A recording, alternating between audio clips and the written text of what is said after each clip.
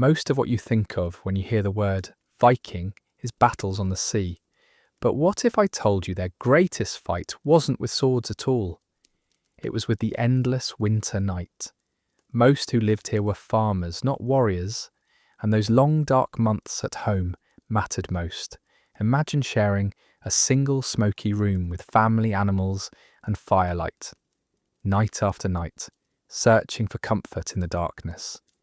This isn't about raids or riches. This is about survival. And now, as the last light fades, you find yourself at the threshold of that world. Before we settle in, if you enjoy these gentle journeys into the past, you're always welcome to like the video and subscribe for more quiet history evenings. Let me know in the comments where you're listening from, or how you find warmth on winter nights. Twilight gathers as you approach the longhouse door. Its silhouette stands clear against the dimming sky, stretched long and low across the frozen earth. The walls bend slightly inward, recalling the ribs of a ship turned upside down, a shape that splits the wind as easily as a hull splits waves. Built for endurance, the house shows no need for decoration. What you see is strength, a shelter braced for the months ahead. Your boots crunch the frost underfoot as you near the structure. Up close, the wood is patched, replaced, and sealed again and again, marked with the touch of winters past. Moss is pressed into the seams, dark green against pale wood, with clay packed into the gaps to block the draught. Everything has purpose. Every repair is a reminder that survival here was never won quickly, but in steady layers of care. A faint thread of smoke curls outward through unseen cracks. It drifts across the air, threaded with the smell of tar, peat and pine, their scents clinging together. Against the sharp cold, it feels like a promise, proof that firelight waits on the other side. The house itself breathes slowly with that smoke, carrying hints of warmth and life. Though its walls give nothing away, you know someone has tended the hearth within. The closer you stand, the more the longhouse feels anchored to the earth, both home and refuge. Many such houses had few or no windows. The walls shut tight against the cold. Chimneys were rare, so smoke found its way out through vents and roof gaps. From the outside, the silence is complete. The longhouse could easily be mistaken for an empty shell. Yet the curve of its beams tells a quieter story, shaped by the same hands that carved ships and oars. It is a sailor's instinct, turned inland to face storms of snow instead of waves. At the entrance, the door looms heavy and plain. It holds stubborn strength, as if to keep not only the weather, but everything hidden in the night at bay. You set your palm against the wood, its grain biting cold beneath your skin. The frame resists, swollen with damp winters, but as you lean forward, it shifts, groaning on its hinges. The scrape is deep and low, wood against wood. In that moment, the last of the outside air rushes icy against your neck. With a firm pull, the door closes behind you, sealing the twilight away. The first impression is weight. The space is thick with smoke, heavier now that it envelops you fully, clinging to fabric and skin. You feel it in your chest, deep and pressing, though not unfriendly. The cold silence of the hills has been traded for a different kind of quiet, one filled with the slow rhythm of embers. Shapes move dimly, roof beams coated with centuries of soot, shadows quickened by the curl of flame at the centre of the hall. Your eyes adjust as you pause. The ground beneath you is worn earth, smoothed by countless feet. Along the walls you can just make out low benches, practical platforms used for sitting and sleeping alike. Tangled shapes of skins and tools rest close by, while further off, something stirs, the faint shift of animals housed at one end of the hall to share in the warmth. Families and flocks alike waited out winter together under the same roof. This is not the stillness of emptiness, but the stillness of a place holding itself through the dark. Look upward, and you see the roof's curve climbing into shadow. Smoke gathers beneath the arch, caught in the beams, before slipping slowly through an opening above. The fire's breath stains every surface. Wood is glossed with damp soot, carrying the memory of flame through generations. The air smells of timber and ash, resinous and earthen, each scent layered over the years. Though the hall is dim, something in it steadies you. The door has shut firmly against the frozen night, cutting you off from the storm outside. Within these walls, the season feels paused, as if time has taken on a slower rhythm. The chill softens, replaced by that steady pulse of fire at the centre. The warmth is subdued but present, flowing outward until it brushes against your skin. You are not alone here. The weight of the air, the rhythm of small movements, and the press of quiet warmth all tell you that life continues in this space. People gather here, unseen but near, their routines shaped by the same hearth light that now reaches you. The longhouse no longer feels like a fortress. It feels like a breathing shape, a body built of wood, smoke, and shared survival. Somewhere ahead the glow strengthens, red at first and flickering. The shadows rise higher, as if drawn upward with the smoke itself. You sense the beating heart of the home in that single source of light, a fire that holds night at bay. And as your eyes settle into the dark, you begin to notice how much these flames matter, how fragile yet steady their circle feels. The longhouse has gathered you into its stillness. Now at the centre of the hall, something waits, glowing quietly, pulling you closer. The first thing you notice is the air. It is thick, smoky and close, clinging to your hair, your skin, your clothes. It seeps into your lungs and catches at the back of your throat, making you cough softly until you grow used to it. The smell carries both weight and comfort, as if the room itself has been steeped in smoke for generations. You breathe again, slower this time, and it settles into you, no longer sharp but steady. Every surface here is marked by it. Clothing, food, beams and rafters, all touched by curling smoke. Now it touches you as well. At first it feels like there is almost no light, only shadow stretching the length of the hall. But at the centre, burning low, you catch a small ember glowing through ash. A narrow tongue of flame rises from it, flickering as if unsure, still alive but fragile. You watch it bend and straighten, fluttering in place, and in that small glow you see the shape of the hearth, a heart set deep into the house, every path inside this room linked back towards it. The darkness pushes hard against that light. The rafters above swallow much of the glow. The far walls remain dim, and for a moment the flame feels too small to answer the vast night. Somewhere in the corner, shadow shifts, but it vanishes again before you can trace it. Against the long expanse of the hall, the fire looks almost too slight, a soft pulse beneath the weight of the dark season. But then, as your eyes adjust, more shapes find you. Around the hearth sit small oil lamps. Crude by form, each holds animal oil pressed from fish or from the sea. Reeds serve as wicks, their ends glowing orange. One lamp by itself could do little, but lined together they add to the rhythm of firelight. A handful of steady points stitching back the dark. They give a quiet, yellow glow.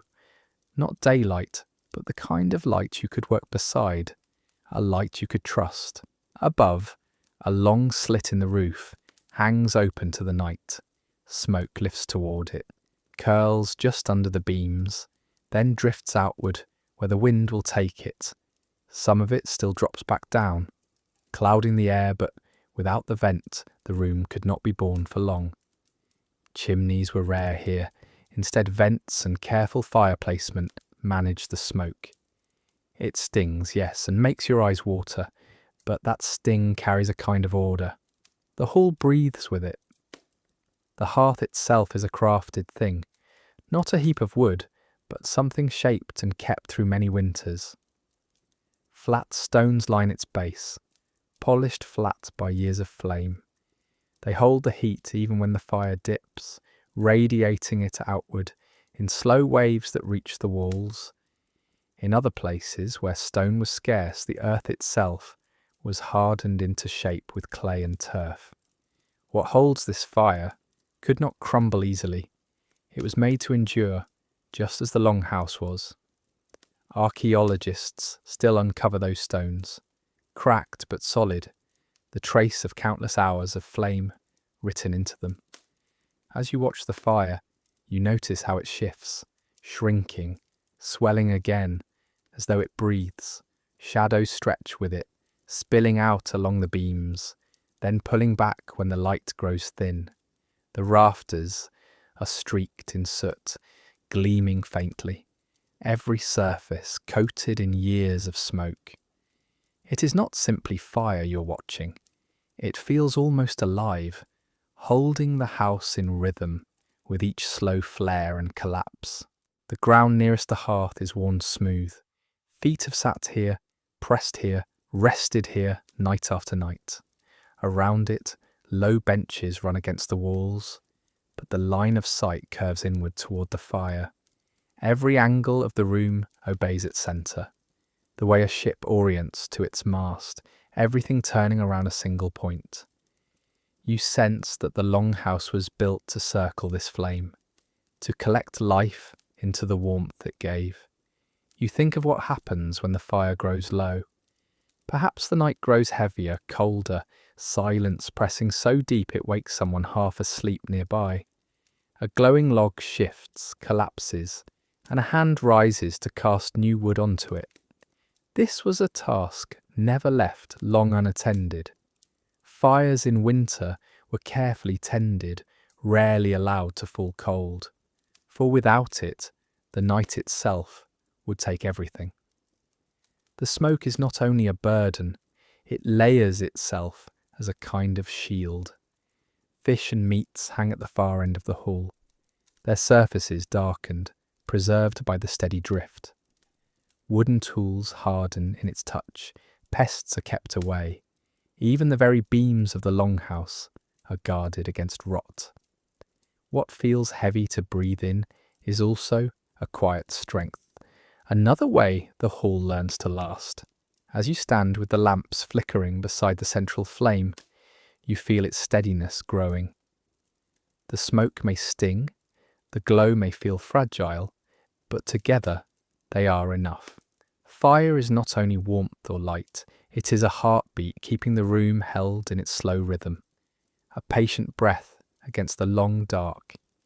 You sense how it pulls everything here back towards it. You wait, and in the waiting, the weight of the air settles deeper around you. The steady glow steadies you as well, drawing your eyes, softening your thoughts. The flame shapes the hall, binding it, holding all of it together.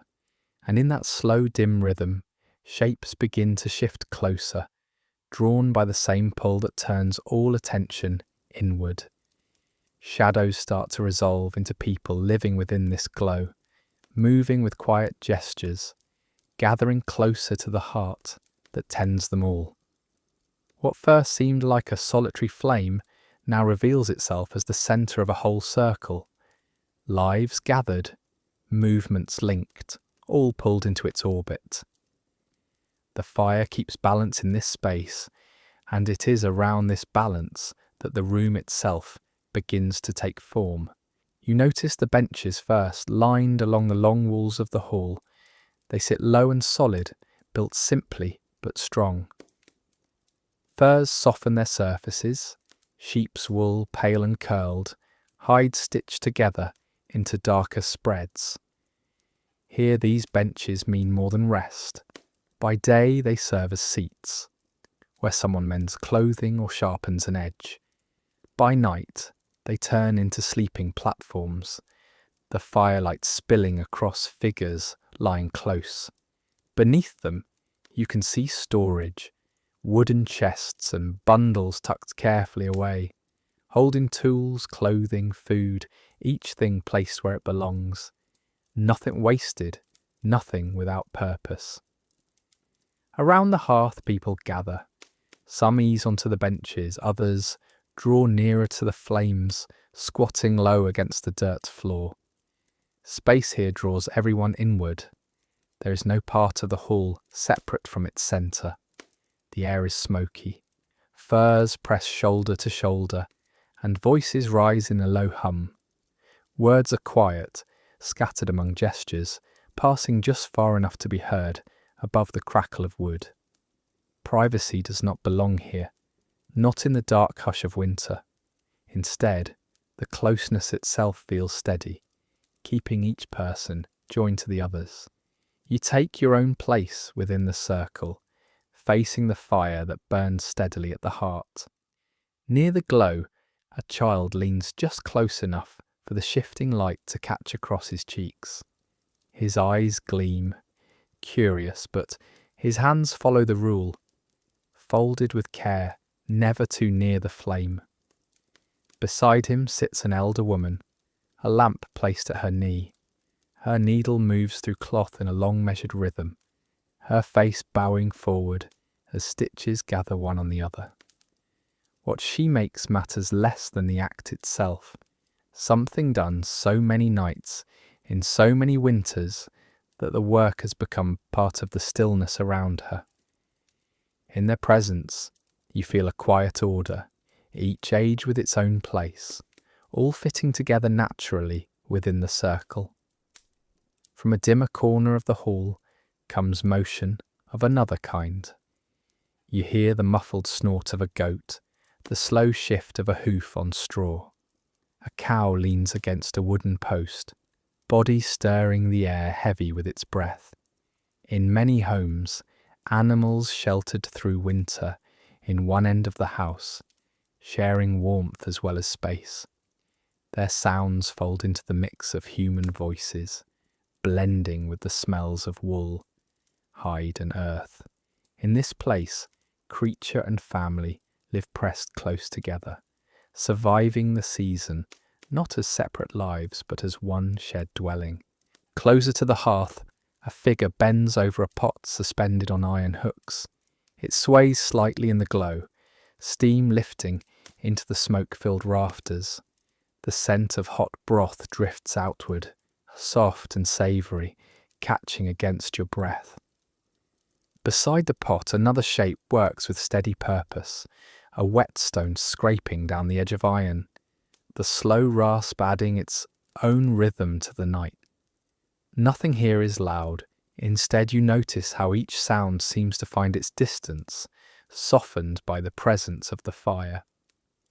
The hall is busy, but not frantic, lively and close rather than private. Everyone's movements overlap without clashing, as though each task belongs naturally near the flame. Someone rises from their place at the bench, carrying a log thick with bark. They bow slightly as they set it down into the coals, careful hands guiding the weight. For a moment, the embers flare red, licking sparks thin into the smoke above, before giving themselves over to flame. The person leans low, blowing gently, coaxing new fire from the glow. It feels less like adding wood than tending something living, a small steady pulse that answers only to patience and time. Its light grows, catching again along the grain of the hall, drawing every set of eyes back to its red core. The furnishings around you echo the same pattern of function and care. Wooden boxes stand close beneath the benches, lids worn with use. A low table leans folded against the wall, ready to be set out when needed. Simple bedding lies across the benches, furs piled in a way that blurs the seat from the bed. Other homes might hold more. woven hangings or rugs layering warmth over the boards, and you sense how wealth marked itself quietly in a place like this. But most dwellings were as practical as this one, with just enough for comfort and little wasted. Every piece is made with both need and endurance in mind. The longer you sit, the more the rhythm of the circle seeps into you. Your arms loosen, your shoulders drop, even as the space presses close on every side. The bench beneath you creaks faintly, with the weight of another figure settling in beside you, furs brushing your sleeve. You realise that what seemed crowded on entry begins to feel inevitable, even welcome.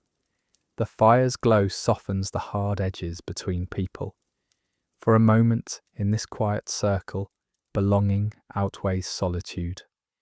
The air thickens still more as the pot above the fire stirs again. Steam escapes, stronger now, threads of warmth carrying a heavier scent. It shifts the mood around the hearth, pulling focus from firelight to the promise of what simmers there. Each movement near the pot, stirring, lifting, leaning close, is watched more intently. The hunger of long hours in the dim hall surfaces now in the way heads tilt, the way faces breathe in the smell hanging low with the smoke. Even with tasks unfolding, hands working cloth, edges scraped to sharpness, the room holds to its centre.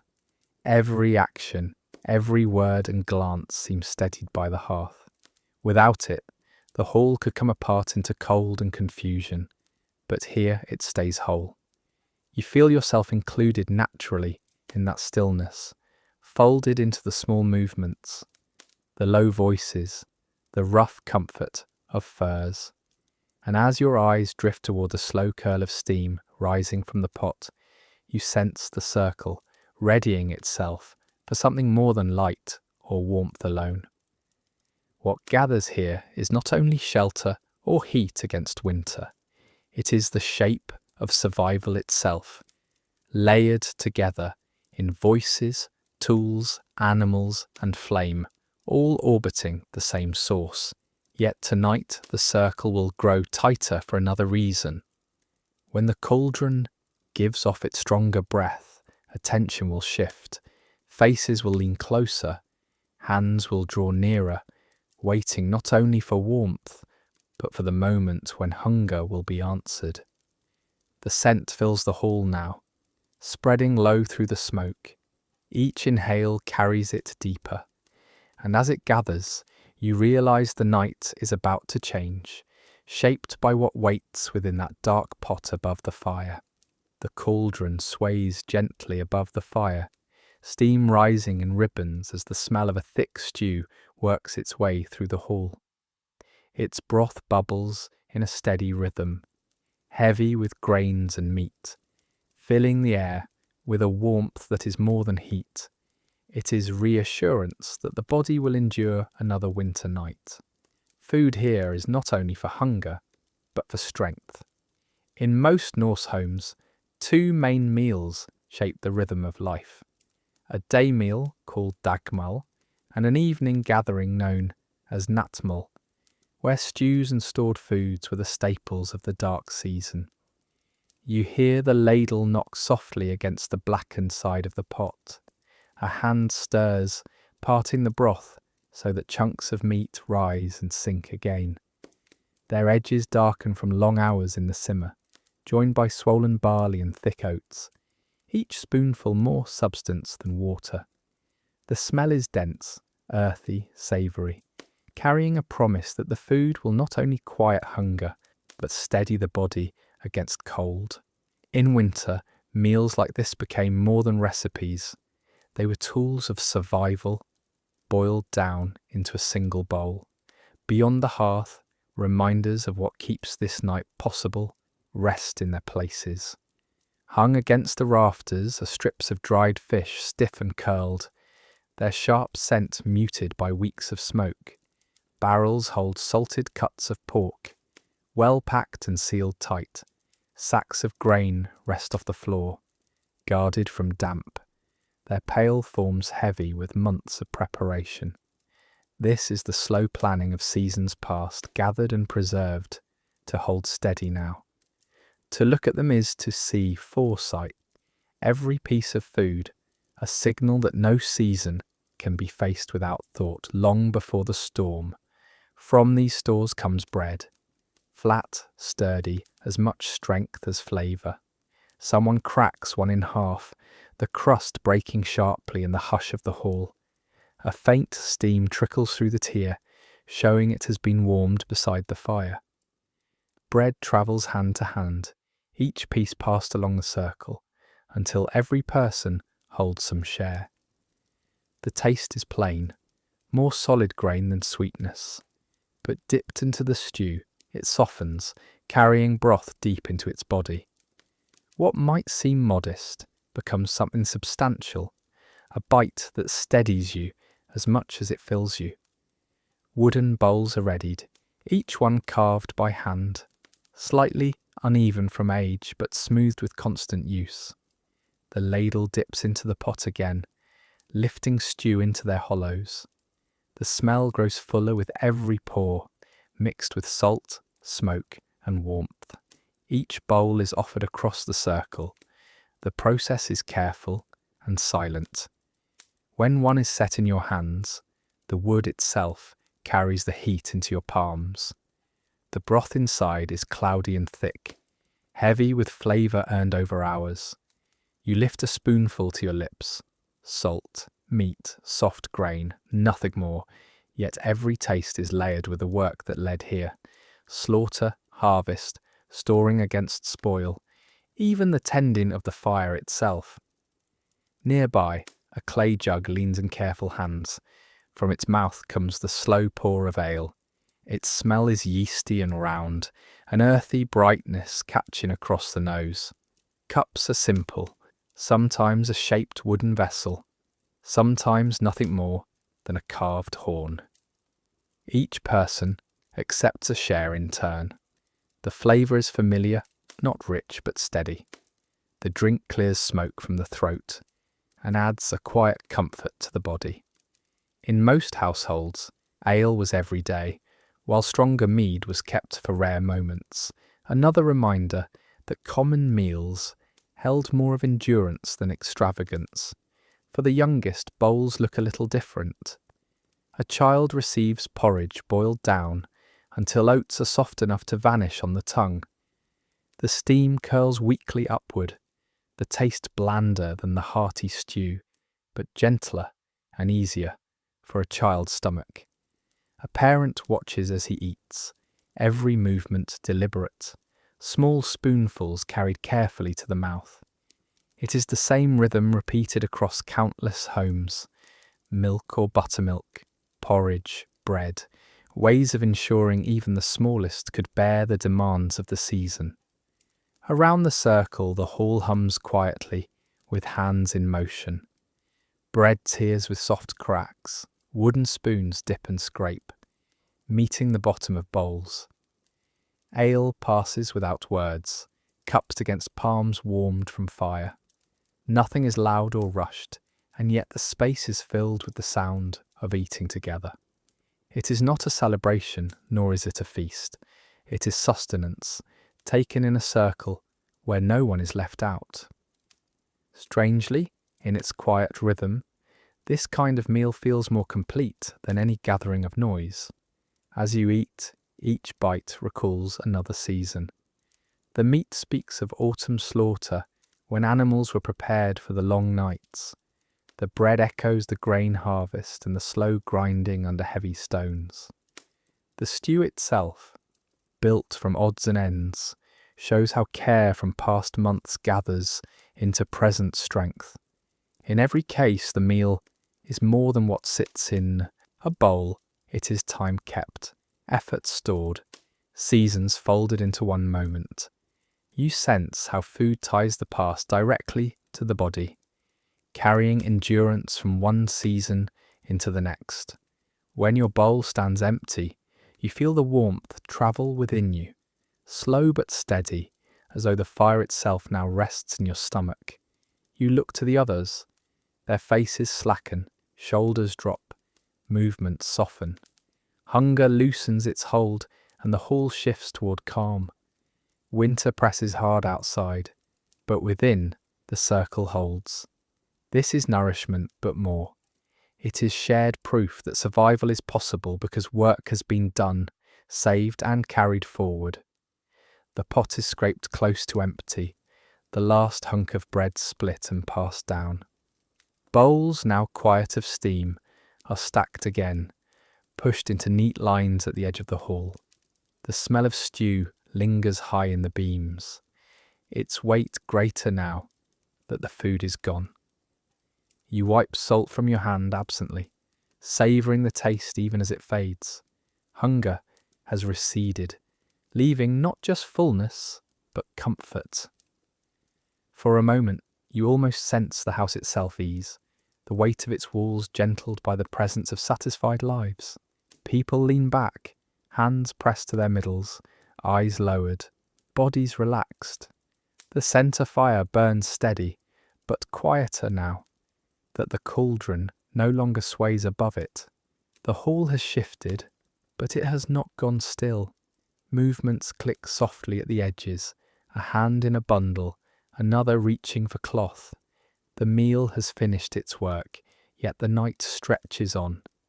And with its strength returned, the circle does not fade into silence. It begins to shape itself toward what comes after. The bowls have been set aside, but hands are quick to reach for new tasks. The long night will not pass on its own, and quiet work steadies both mind and body. This wasn't quite leisure. It was preparing clothing, tools and feed to survive the months to come. By the far wall stands a loom, its tall frame leaning forward, heavy with taut threads. A woman's hands pass the shuttle through in practiced rhythm. Slide, pull, press. The sound is soft but sure, the gentle thump of wood and the brush of wool. With each row, the cloth grows thicker. What begins as raw fleece or flax is turned into fabric strong enough to become a tunic, a blanket, or a rug for the floor. This weaving is not a pastime. It is the difference between warmth and cold when winter deepens. The knowledge itself is also part of survival, passed from mother to child in seasons like these. Near her sits another figure repairing a strip of cracked leather. She holds it firm against her lap, coaxing the stiff hide into line beneath the bite of a bone needle. The cord draws tight with each pull, holding the seam once more. Cold air dries the material quickly, but a strong stitch can give sandals, harness, or satchels more life. She presses hard with her fingers, rejoining edges so that the old piece becomes useful again. Nothing here is wasted if it can be mended. Repair is survival, each stitch forming a promise of tomorrow. Across the room, the scrape of stone on iron catches your ear. A man sharpens a blade against a whetstone, drawing it carefully along the edge. He turns it, repeats the stroke, and tests with his thumb. Sparks do not fly, only the low rasp of edge meeting stone, again and again. In the fire's glow, the blade grows sharper, its line gathering faint light. Quiet as it is, this sound carries across the hall like a low metronome, steady and unhurried. The work will last until he's satisfied that tomorrow's tools will bite cleanly when needed. Children are not left outside the rhythm of the hall. One girl stretches her arms wide, strands of yarn looped between her hands while her mother winds them into a neat ball. Her shoulders shift with the strain, but she holds still, patient in the way children learn when they watch adults work. A boy crouches close to the straw, feeding grain to goats and snatching his fingers back before the nips can catch him. He laughs in a quick burst of breath, then continues. What they practice may seem small, but it shapes their habits, drawing lessons into muscle and memory. Season by season, skill by skill. From the corners come other sounds. Heavy lungs fill with breath as a goat shifts on its hooves. A sheep rubs its flank against the beams, loosening its bedding with a muffled rustle. Closer to the doorway, a cow turns slowly, hooves grinding clumsily against the packed ground. Even chickens stir where they roost, rustling wings and murmuring soft sounds. Animals winter inside the same walls, drawn into the circle by necessity. They add warmth and food, yet they also bring constant tending. Baskets of feed are fetched, straw rearranged, and water checked. The work of survival continues, no matter the hour. The bowls have been set aside, but hands are quick to reach for new tasks. The long night will not pass on its own, and quiet work steadies both mind and body. This wasn't quite leisure.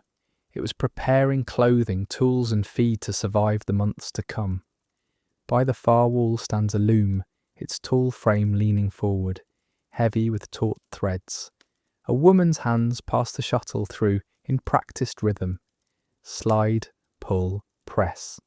The sound is soft but sure, the gentle thump of wood and the brush of wool. With each row, the cloth grows thicker. What begins as raw fleece or flax is turned into fabric strong enough to become a tunic, a blanket, or a rug for the floor. This weaving is not a pastime. It is the difference between warmth and cold when winter deepens. The knowledge itself is also part of survival, passed from mother to child in seasons like these. Near her sits another figure repairing a strip of cracked leather. She holds it firm against her lap, coaxing the stiff hide into line beneath the bite of a bone needle. The cord draws tight with each pull, holding the seam once more. Cold air dries the material quickly, but a strong stitch can give sandals, harness, or satchels more life. She presses hard with her fingers, rejoining edges so that the old piece becomes useful again. Nothing here is wasted if it can be mended. Repair is survival, each stitch forming a promise of tomorrow. Across the room, the scrape of stone on iron catches your ear. A man sharpens a blade against a whetstone, drawing it carefully along the edge. He turns it, repeats the stroke, and tests with his thumb. Sparks do not fly, only the low rasp of edge meeting stone, again and again. In the fire's glow, the blade grows sharper, its line gathering faint light. Quiet as it is, this sound carries across the hall like a low metronome, steady and unhurried. The work will last until he's satisfied that tomorrow's tools will bite cleanly when needed. Children are not left outside the rhythm of the hall. One girl stretches her arms wide, strands of yarn looped between her hands while her mother winds them into a neat ball. Her shoulders shift with the strain, but she holds still, patient in the way children learn when they watch adults work. A boy crouches close to the straw, feeding grain to goats and snatching his fingers back before the nips can catch him. He laughs in a quick burst of breath, then continues. What they practice may seem small, but it shapes their habits, drawing lessons into muscle and memory, season by season, skill by skill. From the corners come other sounds. Heavy lungs fill with breath as a goat shifts on its hooves. A sheep rubs its flank against the beams, loosening its bedding with a muffled rustle. Closer to the doorway, a cow turns slowly, hooves grinding clumsily against the packed ground. Even chickens stir where they roost, rustling wings and murmuring soft sounds. Animals winter inside the same walls, drawn into the circle by necessity. They add warmth and food, yet they also bring constant tending. Baskets of feed are fetched, straw rearranged, and water checked. The work of survival continues, no matter the hour. The rhythm deepens, one thread tightened, one stitch pressed, one blade drawn across stone, one goat fed. Each act small on its own, together, unbroken.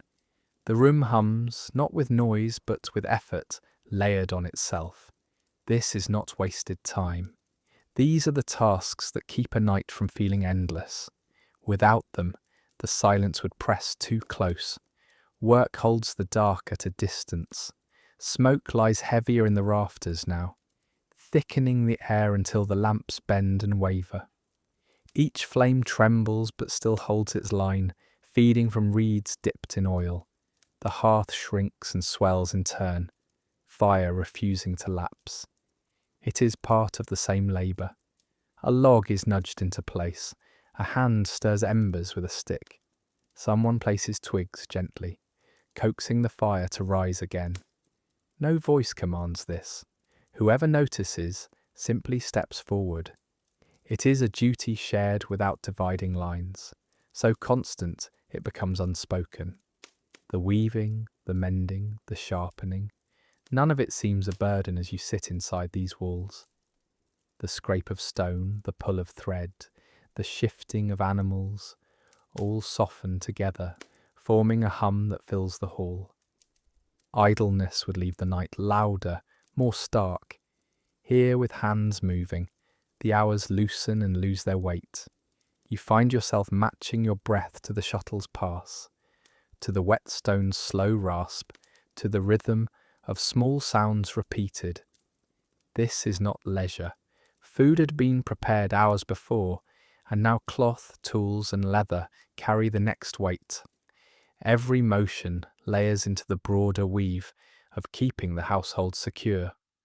Fires rarely slipped cold, clothes could not fall to rags, and blades could not rust. The harsh season gave no room for the idle. Work, stitched through ghostly hours, created a shield against absence and cold. And yet it doesn't come across as strained. Even the animals fold into this pattern, their breath adding to the warmth, their sounds joining the muted chorus.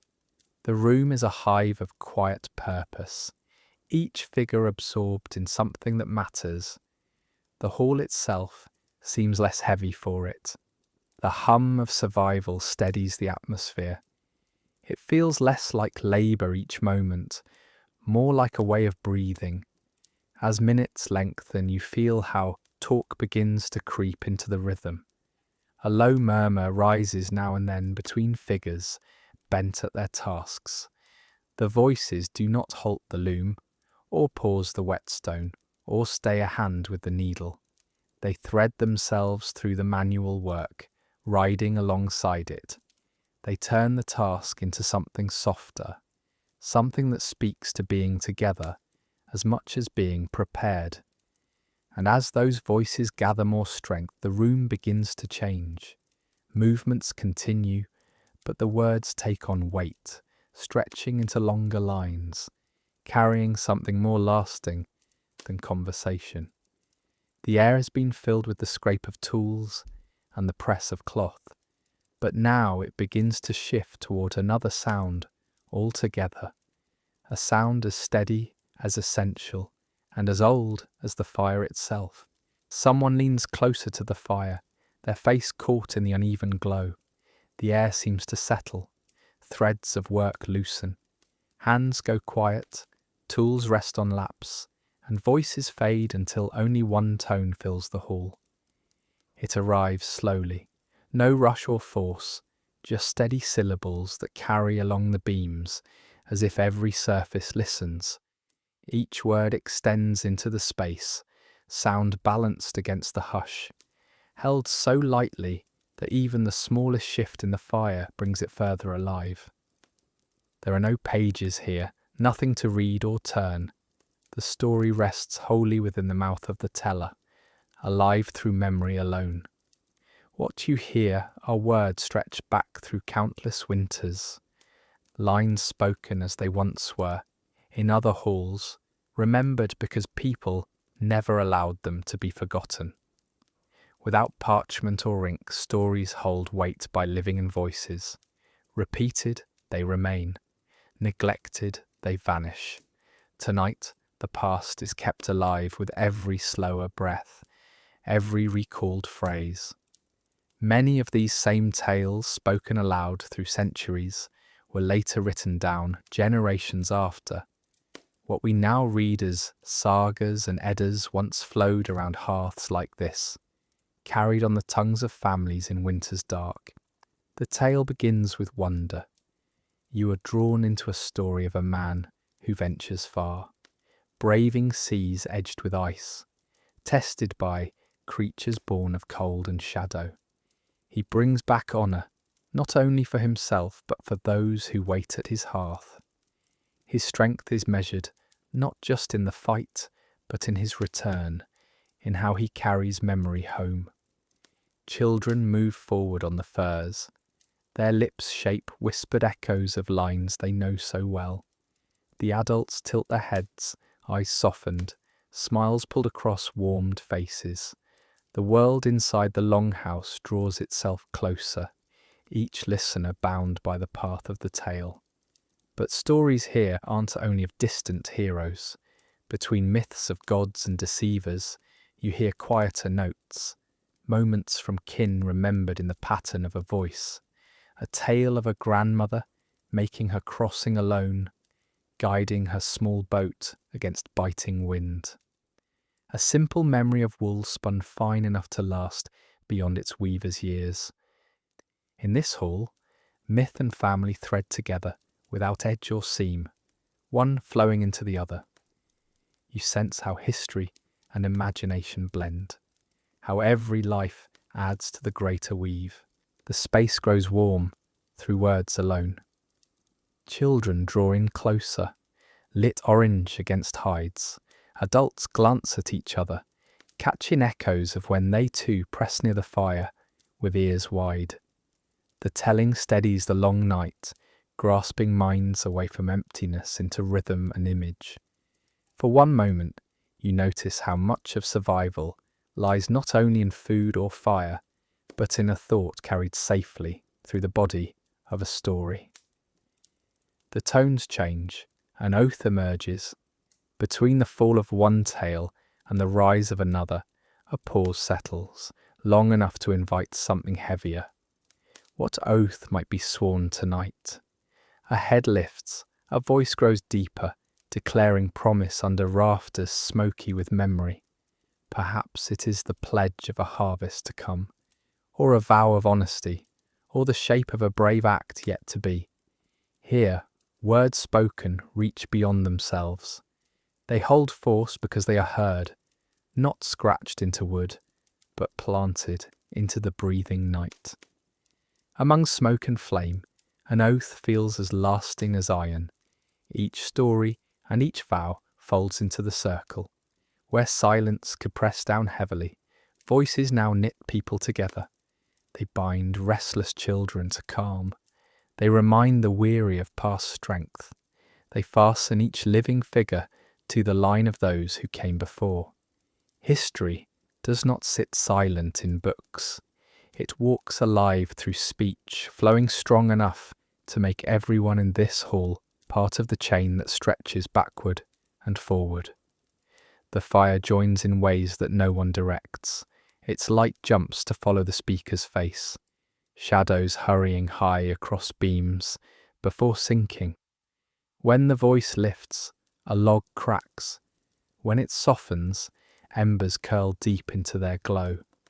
Even the smoke above appears to bend with meaning, curling in arcs that seem part of the tale.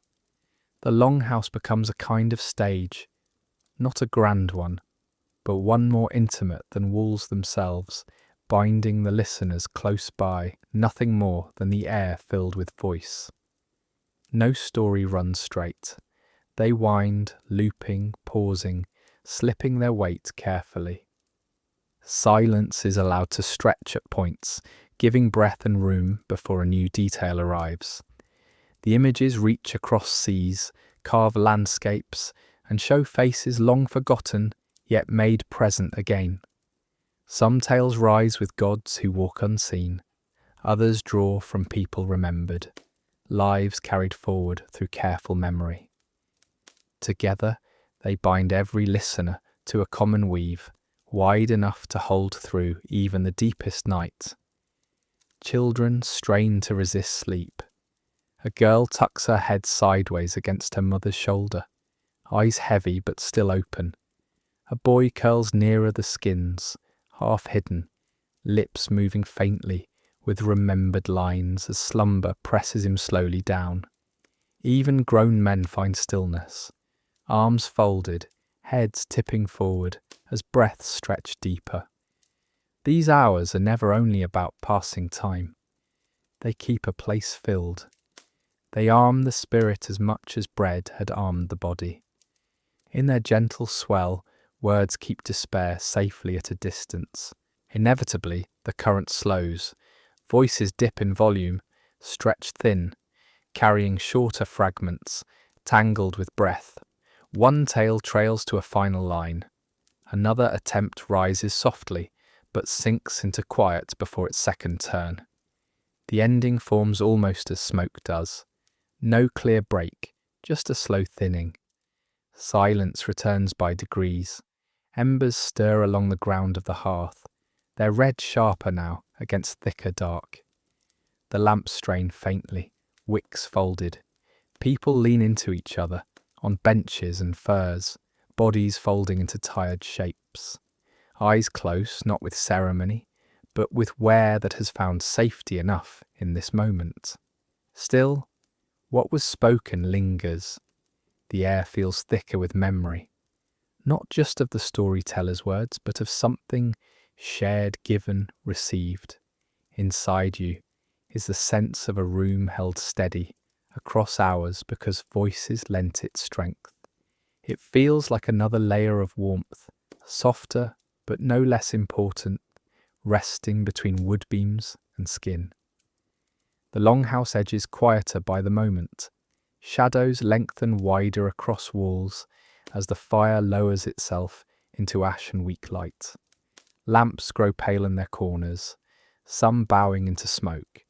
The bodies gathered shift nearer, furs closing in, the structure drawing itself into muted breath. And while no one speaks now, the weight of words remains, folded within silence as the hall turns steadily toward rest. The embers in the hearth are fading now, their once bright flames pulled back into a red glow pressed low among the stones. Oil lamps along the walls burn thin, each wick tilting weakly in its dish of oil. Shadows stretch together until the far ends of the longhouse are swallowed in heavy black. The warmth that once rested against your skin thins out, leaving a faint cold that drifts down from the roof beams.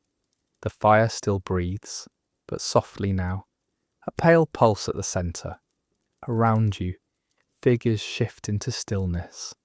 The long hours ahead cannot be faced awake, and one by one, the household begins to fold into the shapes of sleep.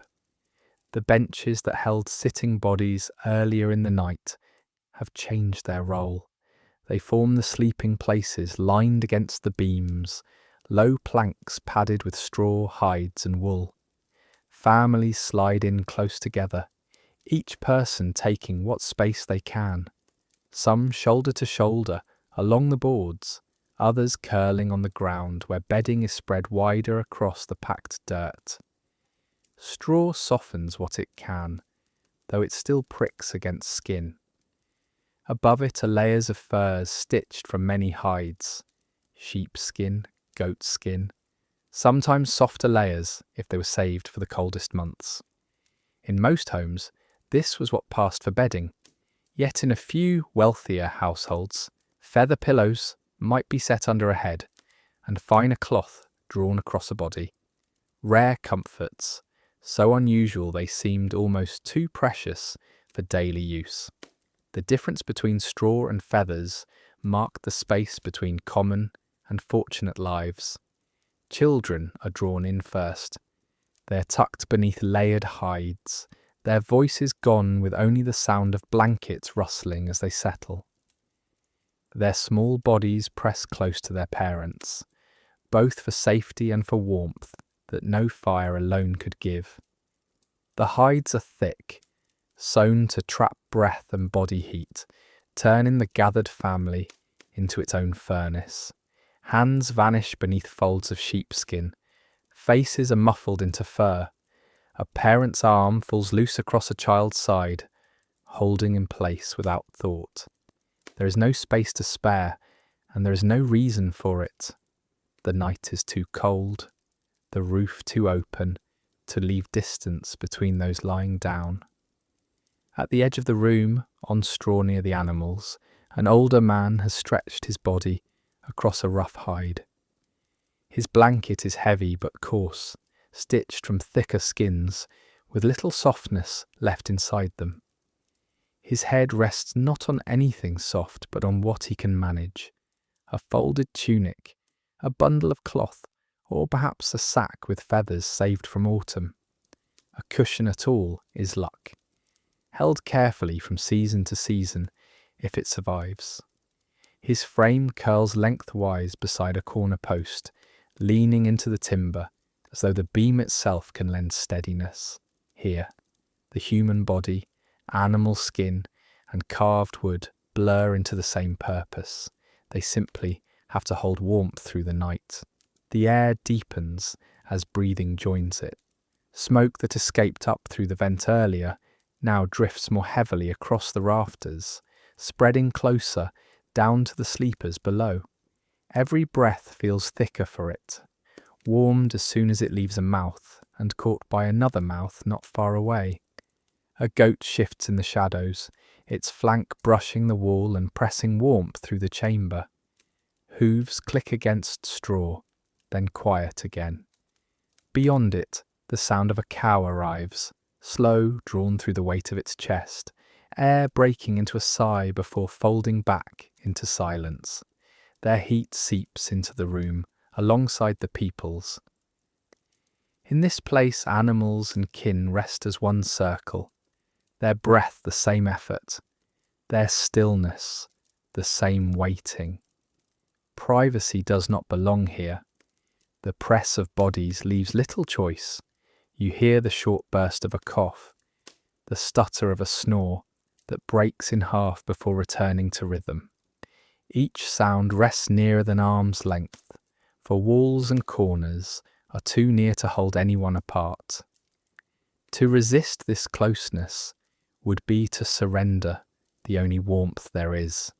It becomes its own form of comfort, an intimacy that might not be sought, but once gathered, keeps the cold further away. Hides spread wider, breath shared, shoulders pressed so near they turn into one whole shape. Solitude in this hall would mean exposure. Togetherness answers with survival. The heaviness builds as the night wraps tighter. Children's breaths rise fast, fluttering against hides. Adults sink lower, drawing air more measured, settling deeper. Animals join with shifting hooves, their bodies rustling straw. The mix becomes one rhythm, sound layered on sound until it feels like a single body sleeping across all of the longhouse. Fragile because every voice matters, secure because each voice adds to the whole. The fire remains at the centre, quiet now, its glow still enough to steady the pulse of the room. Your place is no exception. A sheepskin is pulled close around you, soft wool scratching faintly at your cheek where it hasn't been smoothed and worn. Beneath you, straw flexes and rustles, some stalks prodding awkwardly, most flattened with weight. The cold still kisses your face, but under the blanket, your ribs and arms gather warmth along with the unfamiliar bodies beside you. Your shoulders dip slack, your breath joins the same rhythm. With eyes closed, the only thing left is the faint shape of ember glow painting itself across the dark. A trace of flame, small but steady enough to promise it will not vanish through the night. The longhouse narrows into its quiet. What reaches your ears now are the small voices of silence itself. A log contracts, splitting with a soft crack as it cools. Cloth shifts faintly where someone turns on a bench. Wind whistles thinly through a seam in the thatch, pressing itself into the quiet but unable to move it. A quick snore rises, falters, then gathers again. Warmth brushes lightly against your shoulders where another body rests near. Entire lives are folded here into these whispers. Sounds so small yet enough to prove endurance inside the walls. Time drifts without measure. The large sounds of day, the rush of tending animals, the crack and call of tools, the voices of stories have fallen away. What is left is the quiet stacked layer upon layer, as straw, hide, cloth, and breath press against the cold and keep it at bay. You lie wrapped inside this fabric of warmth, the ember at your back, the weight of the fur across your chest.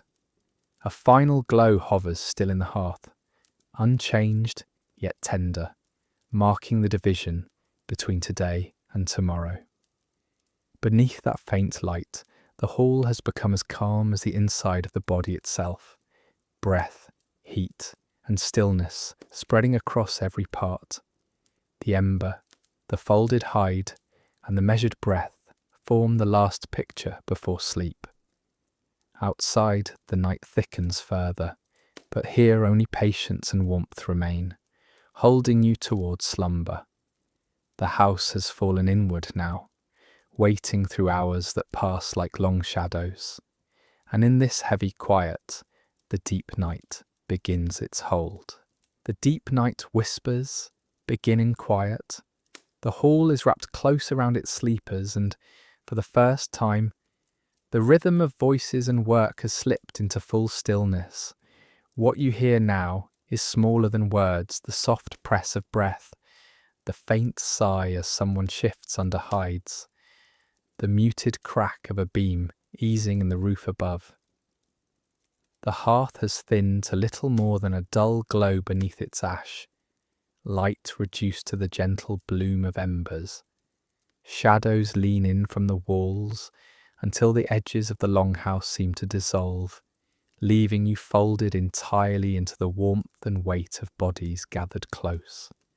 Outside, night stretches wider than anything the longhouse can contain. Flurries drift unseen but steady, pinning roofs and fences beneath their slow accumulation. The wind moves in long, muted curls over the land, its voice softened into something less than storm, more than silence. In the distance, a wolf call stirs, carried thin across the dark air. Its cry does not threaten so much as remind you where the circle of firelight ends, where another world waits just past timber beams and packed earth. The longhouse holds that reminder at its edge, refusing to let it pass within. Within these walls, layers of hide spread heavy, pressing warmth into the bodies beneath them. Shapes are indistinct, contours of knees drawn inward, shoulders touching, heads half buried in fur. The air is thick with shared breath, part smoke, part damp wool, part human heat carried back and forth between lungs. You accept it as the atmosphere itself here, a closeness that feels more solid than the cold air outside. This is the pulse of winter survival, the way lives knit together until no single person bears the night alone. Time drifts strangely now, without sun or moon to guide you. The hours stretch out unevenly, drawn long and indistinct. You do not know when midnight passes or whether dawn tugs faintly behind the horizon. Each sound seems to carry farther, a cough that echoes into stillness, a slow creak as timber adjusts, the quiet shuffle of straw beneath shifting weight, lying beneath wool and skin. You sense only that darkness continues forward, with patience, no rush to part. Soon you stop trying to mark its passing. The night leaves you instead to float inside its measureless span. It is here that the true test of winter arrives. Cold can be met with hides, hunger can be softened with a bowl of stew, but the deep dark presses differently into the mind. Thought searches for distraction and finds none. Feelings of emptiness rise as heavily as snow on the roof, and you understand more deeply why earlier hours found release in song and tale. Activity, no matter how small, shields against the weight of emptiness. For as much as furs wrap the body, it is sound, story, and ritual that warm the spirit. Over generations, people learn small ways to turn the dark into something bearable. This truth is written quietly, even into these embers. Though their flames lie low, their scent holds steady, the sharp, familiar edge of charred wood folded into every breath. The stones still glow faintly, storing heat until morning calls for fire's return. It matters as much in symbol as in function. To let it vanish fully would risk breaking the line between one day and the next. So it is tended, even if only as a whisper under ash. As long as something glows, there is proof that night is endured, that lineage continues, that light waits to return. You recognize then that survival is not about pushing against night, but resting inside it. Those sleeping beneath hides have long known this lesson, to entrust themselves to hours they cannot hasten, to breathe through them at an even pace, to close their eyes, not fighting the length but yielding to it. The night cannot be defeated, but it can be lived through, moment by moment, until something beyond it stirs again. Stillness itself becomes a form of strength, a quiet endurance, no less essential than food or flame. The timbered walls hold this stillness firmly. Their beams, darkened by years of smoke, rise steady as ribs around the circle within. To step outside into black air would be to feel the night's immensity unsoftened, each gust enormous, each shadow endless. Inside, the closeness bends that vastness into something shared instead. The night still carries its weight, but divided among many bodies and softened by breath, it becomes manageable. The hall itself accepts the burden, folding it into its beams and roof, just as the people inside fold it into themselves. Your mind slips outward, resisting the heavy air. A vision forms unbidden, green slopes washed with sunlight, the smell of grass rising warm beneath your feet, waves glinting in brightness rather than shadow. It is not memory alone, but imagination acting as guard. Even in these hours, you see the possibility of another season shaping itself beyond reach. This gentle, wandering thought is one of the night's most important defences. Drive too firmly against the dark, and it cannot be moved, but drift within it, and you find lift enough to carry forward. The smallest sounds return meaning when listened to this way. A roof beam cracks softly, speaking its own language as wood cools. Breath joins it all around you, soft sighs, muffled coughs, light snores, weaving lines between bodies. A goat stirs, thumping its hoof, before slowing into quiet again. Each sound marks presence, proof of life held close in the chamber. None feels intrusive, each reassures. In a season-threatening isolation, what you hear instead is nearness, delicate signals in the dark that no one inside this circle braves the night alone. Somewhere between waking and sleep, you drift in shallow cycles, your sense of time dissolving, eyes open to nothing changed, then close again. The fire is never gone, always waiting with a dull red glow against ash. This balance repeats in slow rhythms, breath the faint spark, the pressing dark. There is no edge between dreaming and lying awake. There is only the long drift of hours that cannot be named, endured rather than measured. And yet, under even this weight, ritual sits like an ember itself. Midwinter was never only the darkest point of the year. It was also marked as a turning.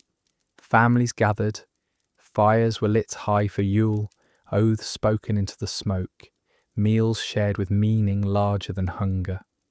Not as distraction, but as a way to shape hope where darkness pressed hardest. Here in the deep night, you feel the same impulse settling, even if quiet. An ember is left for morning. A word or story remains in memory. These are not accidents, but traditions of trust placed carefully within winter's long breath. The night whispers its weight around you, almost endless, yet folded with patience learned from countless winters before. All along it carries the certainty that something larger frames even the darkest hour. You rest without thought, caught between ember and hide. And slowly a sense takes hold that this night is not only long, but also part of a deeper rhythm that has been marked for longer than memory. Something waits beyond ordinary breath, something that stirs the hall toward gathering again, not just for warmth, but for meaning. Tonight, the hall is not only a place of shelter. It glows with the weight of a season turning, a moment known for generations. This is Yule, the midwinter festival, held around the solstice when the sun sinks lowest and darkness runs longest. For several nights the people gather, not only to survive, but to celebrate the faintest promise that light will return. The unseen world outside lies frozen, but here the air stirs with something different: anticipation, ritual, and shared endurance. Feast begins with flame. Logs set aside for this season are laid on the fire until its glow climbs higher than on ordinary nights. The hearth is not just warmth tonight, it is a signal, drawing everyone into its brighter circle. As sparks leap into the rafters, the hall brightens, and the darkness outside seems to pause at the threshold. The fire's voice declares the night marked, not merely endured. Smoke carries richer scents than usual. Over flame, meat turns steadily on iron hooks. Fat marks its path downward with each drop. Hissing against the coals, sparks bursting up through the haze. The smell is heavy and sharp, filling the room with a pull that no one resists. Beside the spit, pots simmer grain porridge, this time thickened with added sweetness. Berries dried carefully in warmer months, saved for moments exactly like this. Each spoonful will feel like a gift of summer inside the long cold.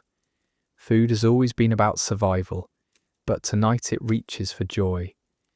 Voices grow brighter with each passing of bowls. Laughter pushes louder, steadier, and though no one forgets the dark pressing against the walls, the hall itself feels larger than ever. Feasting serves more than hunger. It answers the weight of winter with its opposite: sound, brightness, and plenty, even if built from careful stores. Here the meal becomes its own ritual, a sign that times of scarcity can still hold abundance if shared together. Drinks move as freely as food. Wooden cups and polished horns tilt above the fire, one after another. Ale comes first, brewed from the barley crop months ago and stored cool for an occasion such as this. Its yeasty sharpness cuts through the air, heavy but welcome. Mead, too, may appear golden and bright, though only in households fortunate enough to have honey stored. Where fortune allowed, its sweet strength flows, sharp against the tongue, soft into the chest. Not everyone will taste it every season, but on nights like these, whatever is poured carries more than pleasure. It marks the circle with ceremony. You notice how deliberately The cups are lifted. They are not raised without cause. A hush follows as voices give way to spoken pledges. One man stands, his face turned toward the fire, and speaks his words aloud. They do not rise quickly, but with measured weight. Another follows, quieter, yet heard with equal clarity. These are toasts, yes, but more than that. They are oaths. Sagas recall oaths sworn in Yule halls, words that bound lives beyond the moment of speech. Tonight, you hear promises shaped in much the same way. Commitments declared before the fire, before kin, before the memory that will endure. The words themselves vary. Some vow to work the soil faithfully when the thaw comes. Some promise to protect bonds of kinship, to keep faith and friendship unbroken. Others lean toward courage, future journeys, acts of resolve, a pledge not to falter in trials ahead. Each oath is shaped by the speaker's own life, yet together they form a web that binds the circle stronger. When spoken here, they do not vanish like loose talk. They rest in every ear, each flame, each beam of wood above. The house carries them forward. You can feel how deeply sound itself matters.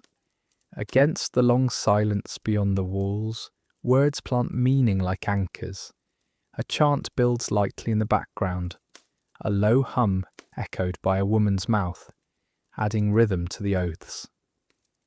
Another figure taps bone against wood, soft, steady, less music than heartbeat. The gathering now holds two pulses, one from the fire's glow and one from the voices and sounds stitched over it. It binds the moment together, making hope tangible. The ritual is not a weight placed only on gods. It is for the people themselves to stitch hope into the long night, giving it shape instead of endlessness. Even the smallest gestures reinforce this rhythm. Near the fire's edge, a darker piece of bread is set into flame. Sparks wrap it swiftly until the crust blackens and disappears. No words follow, but you sense how closely everyone watches. It is not a waste, it is an offering, a sign that flame too receives a share, that the very heart of the hall is acknowledged. In return, the fire burns steadier, carrying light outward for human and spirit alike. Around the benches, meat is pulled into hands. Its juices run across fingers, mouths bite down with eager force.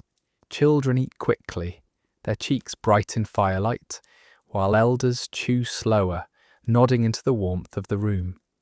Laughter lifts and carries, and shoulders press against shoulders in ways more companionable than before.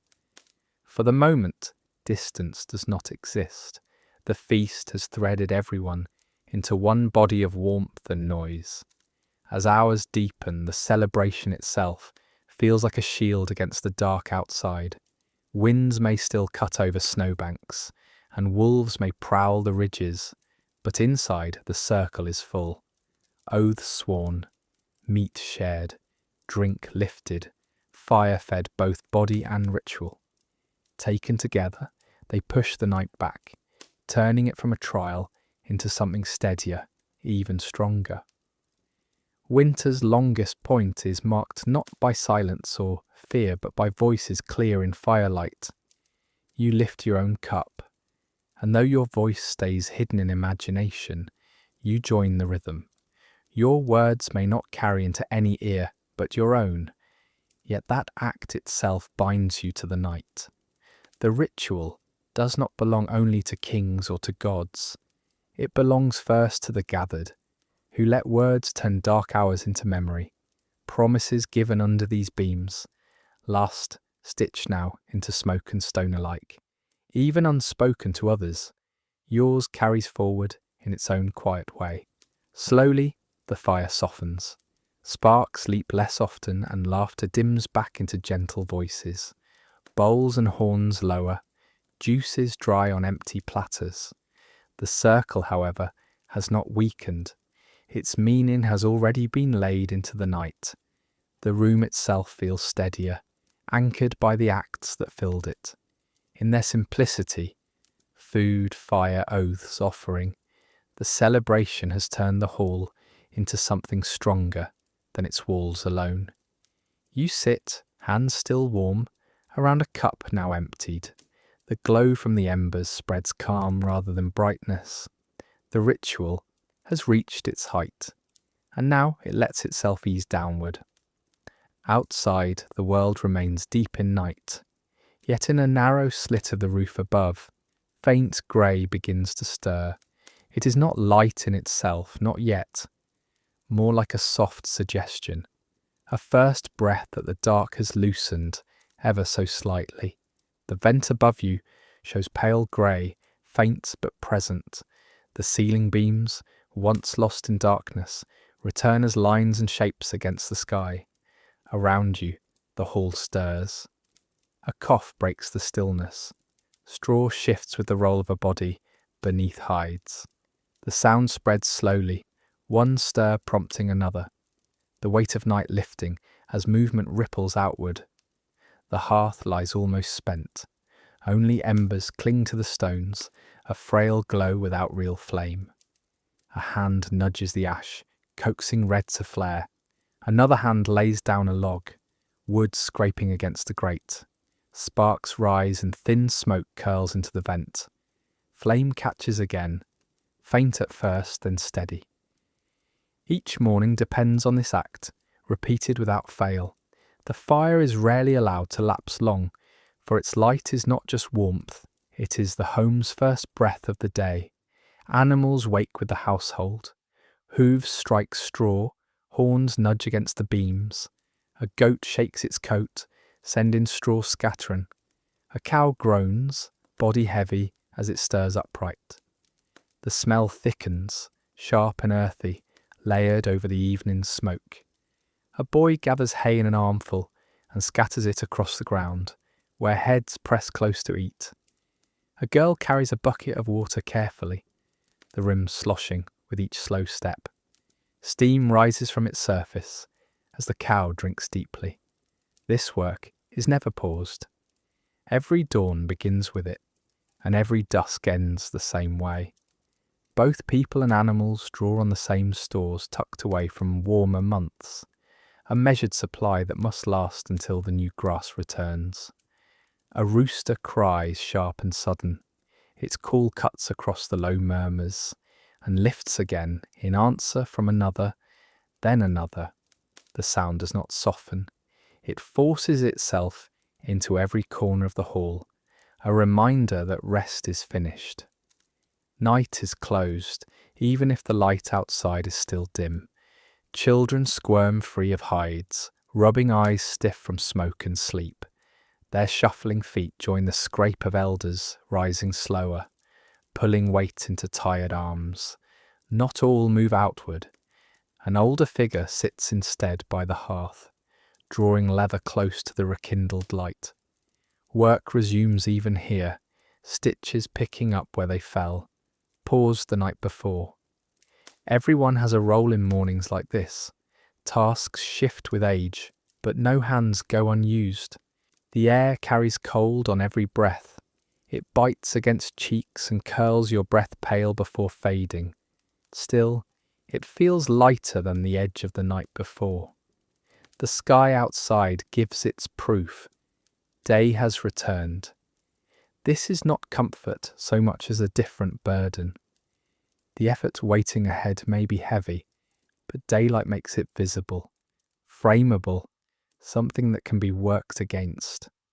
Yesterday, the dark was endured. Today, the work begins again. Each morning begins the same chores that keep the farm alive. Feeding animals, hauling water, tending tools, a rhythm as much a shield as the walls of the hall. Boots pull tight, stiff hides creaking as laces knot. A wooden door groans open, breaking its frost seal against the frame. Cold rushes inside, sharper than before, but the room answers with flame climbing higher on new wood. Smoke thickens and presses upward, steadier now. Outside, the ground lies weighted with white. Snowdrifts lean against the house's walls, their surface glazed hard. Nothing in it looks easier than what you left behind hours ago. But to see it again at all is its own kind of victory. You step into it, pushing through the wide plank doorway. Air sharpens instantly against your face, stealing heat in one breath. The fjord's stretch is pale, ice crusting its edges, its centre dark and slow. The ridges rise beyond, washed faintly under grey sky. The world has not grown gentler, but sight itself changes meaning. The outlines are visible again. You can measure the land, its strangeness dulled by being seen. Against this, the night's weight feels more distant already. Behind you, the longhouse sits low, roof curving against snow, weathered beams bent but sure. Smoke leaves the vent, marking the interior alive. You think of what it held. Walls thick with soot, furs pulled close, voices and flame pressed together against cold. It was enough. The dark did not relent, but inside, hunger was checked, silence was tempered, and cold was pushed back by closeness. The structure remained steady behind you, worn but enduring, and so do you. Daylight shows the tasks waiting. Bundles of wood lie low against the hall's side. More must be cut, carried back, split and stacked. Fences bend under the weight of snow. Animals must be watched, fed, and brushed free of chill before it eats at them. Every step on frozen ground sends a sharp crack upward, each sound marking the labour the day demands. What lies ahead is not changed by light. What shifts is your ability to face it. To live through the night is to claim proof of strength. Its passing carries you into the morning with a new measure. The door closes behind you, the house settling back into its breath. Inside, others continue their own routine.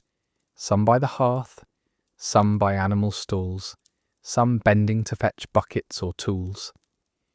Each act is small, feeding, mending, carrying wood. Each connects one day to the next. The night may have felt endless, but its ending proves itself ordinary. A rhythm repeated across households, across seasons, across lives. The crunch of snow under your boots carries one step forward, then another. The horizon lifts itself faintly, streaks of grey widening across ridge lines. There is no warmth in it yet, no promise of golden light, no easy glow.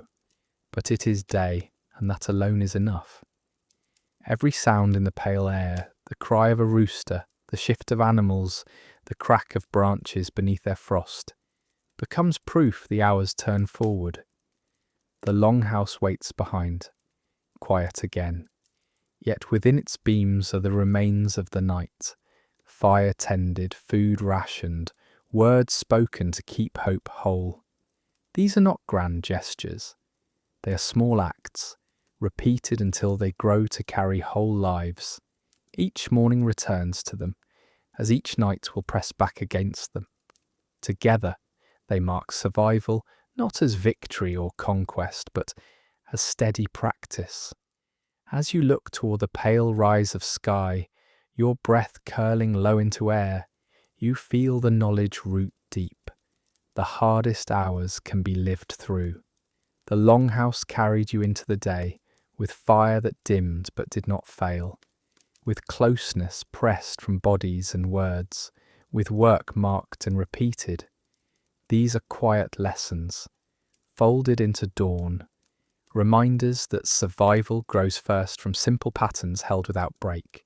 Fire into flame, hay into feed, word into memory, each small act balances against the dark. Ahead lies labour, behind stands shelter. Around you stretches cold, but through it runs endurance. And when you think of the ember coaxed back into flame, you see how much of life rests in such acts. That slow, patient tending can hold whole lives together until the sun returns. Thank you for drifting through the long winter nights with me. If you found comfort here, you're welcome to gently tap like or subscribe. It helps others discover a warm place to rest too. And if you'd like, share softly in the comments where you find peace when the nights grow long.